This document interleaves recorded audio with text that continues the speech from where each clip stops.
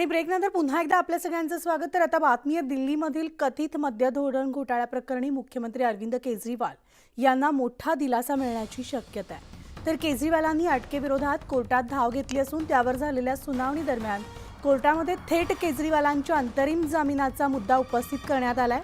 केजरीवालांच्या याचिकेवर सुनावणी पूर्ण होण्यास वेळ लागणार असल्यामुळे लोकसभा निवडणुकांच्या पार्श्वभूमीवर केजरीवालांना अंतरिम जामीन देण्याबाबत विचार केला जाऊ शकतो असं विधान कोर्टाने केलेलं आहे। तर आमचे प्रतिनिधी प्रशांत लीला रामदास आपल्यासोबत आहेत। Good morning Prashant. प्रशांत, केजरीवालांना अखेर दिलासा मिळणार का? दिल्लीतील कथित मद्य धोरण घोटाळा प्रकरणी मुख्यमंत्री अरविंद केजरीवाल यांना अटक करण्यात आली होती। साधारणतः गेल्या 1 महिन्यापूर्वी ते तुरुंगात आहे, 1 महिन्यापासून, आणि त्या संदर्भात सुप्रीम कोर्टात सध्या सुनावणी सुरू आहे।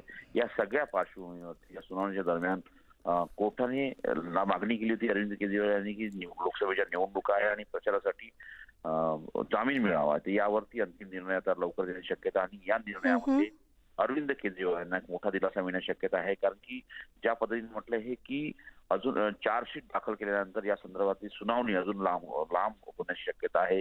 बराच कालावधी सुनावणी जाण्याची शक्यता, त्यामुळे जामीन देऊन अरविंद केजरीवाल यांना निश्चितपणे लोकसभा निवडणुकीचा प्रचार करता येणार आहे। निश्चितच, आणि त्यामुळे नक्कीच हा केजरीवालांसाठी खूप मोठा दिलासा म्हणावा लागेल। धन्यवाद प्रशांत सविस्तर माहितीसाठी।